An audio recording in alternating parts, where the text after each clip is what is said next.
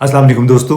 आज कुछ ज़िक्र हो जाए पाकिस्तान की ऑटोमोबाइल इंडस्ट्री का और किस तरह इस इंडस्ट्री ने 3-4 बड़ी कंपनियों ने पाकिस्तान को एक जोंक की तरह पाकिस्तान का खून निचोड़ा है 1992 से, जब से ये कंपनियां कायम हुई और उन्होंने पाकिस्तान में कारोबार शुरू किया। कबल इसके कि हम तफसील में जाएं, इस चैनल को आप सब्सक्राइब ज़रूर करें और अपने दोस्तों को भी रिकमेंड करें इसको सब्सक्राइब करने की, वॉच करने की। अब कुछ जिक्र हो जाए ऑटोमोबाइल इंडस्ट्री का।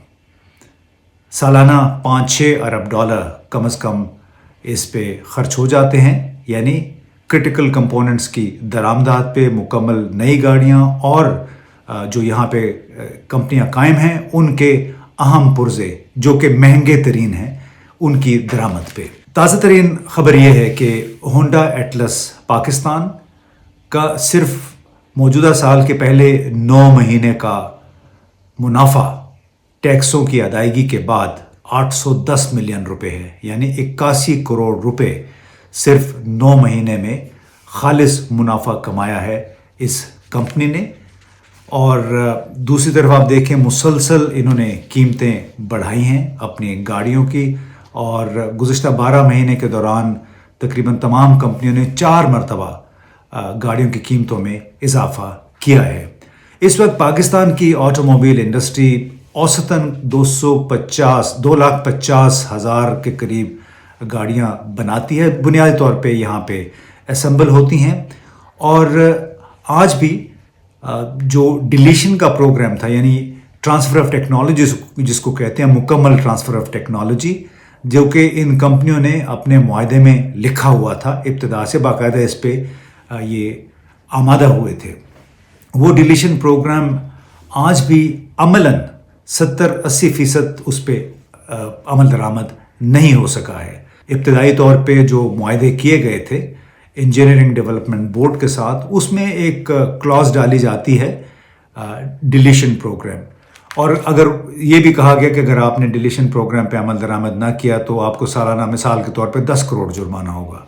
तो इन कंपनियों ने 1992 से ये किया है कि अब 10 करोड़ का जुर्माना दे देते हैं, उसके बदले ये अपनी तमाम तर दरामदात के लिए dollars state bank of Pakistan से हासिल करते हैं। यानी लेटर ऑफ क्रेडिट जब खोलते हैं तो स्टेट बैंक ऑफ पाकिस्तान, यानी पाकिस्तान का जो कीमती ज़र मुबादला है वो इस्तेमाल होता है। इनके अपने मुनाफे मुल्क से बाहर रह जाते हैं और वसूल ये करते हैं पाकिस्तान में सार्फिन से, उन लोगों से जो अच्छी गाड़ी हासिल करना चाहते हैं, लेकिन उन गाड़ियों में जो 70% कीमत होती है वो सिर्फ ट्रांसमिशन और इंजन की होती है, और ये चीज़ें दरामद होती हैं।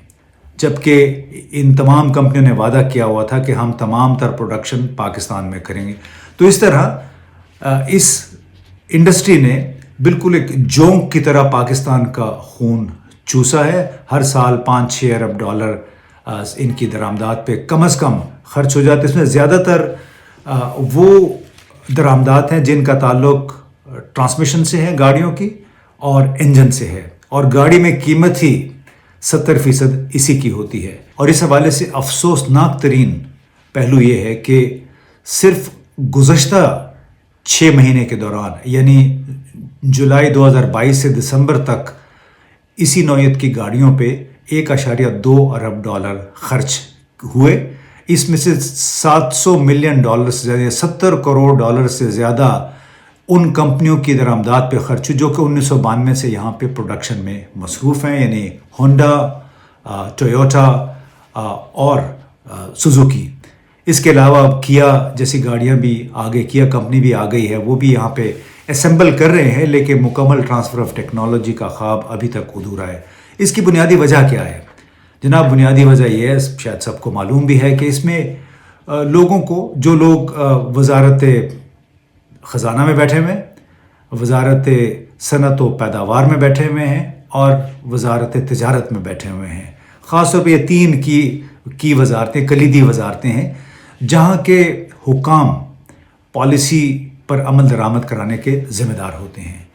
लेकिन जनाब ये कंपनियाँ, इनके हुकाम सरकारी हुकाम के साथ मिल मिला के डिलीशन प्रोग्राम यानी ट्रांसफ़र ऑफ टेक्नोलॉजी प्रोग्राम पर अमल दरामद कराने की राह में रुकावट बने हुए हैं। उसका नतीजा क्या होता है? नतीजा ये होता है कि जिस तरह गुज़श्ता 7-8 महीने से दरामदी अशिया पे काफ़ी पाबंदी थी, इंपोर्ट बिल कम करने के लिए, यानी दरामदात कम करने के लिए 60% दरामदात कम भी हुई हैं, लेकिन उसके बावजूद हमने आपको पहले भी बताया कि सिर्फ 3 महीने के दौरान कोई 300 लग्जरी गाड़ियाँ मंगवाई गई, जिसमें मर्सिडीज़ थी, लैंड क्रूज़र्स थी, BMWs थी और फरारी गाड़ियाँ भी उसमें शामिल थीं।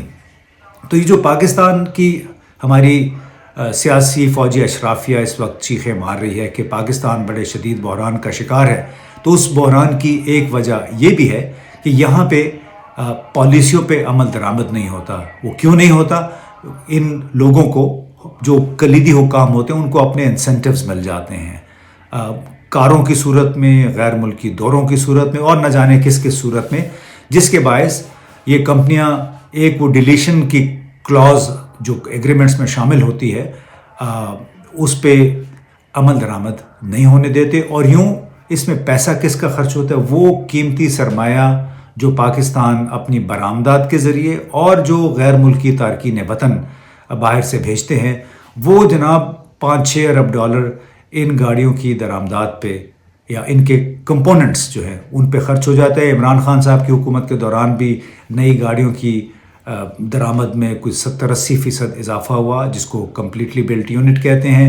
और CKD कम्प्लीटली नॉकडाउन वो हैं जो कि गाड़ियाँ यहाँ पे असम्बल होती हैं और जिसके लिए बुनियादी तौर पे बहुत सारे बुनियादी तौर पे जो इंजन और ट्रांसमिशन चूँकि 70% कॉस्ट इसी के वो दरामद किए जाते हैं और ये तमाम तर सरमाया जो है वो पाकिस्तान की हुकूमत, पाकिस्तान के स्टेट बैंक ऑफ पाकिस्तान के ज़रिए जाता है।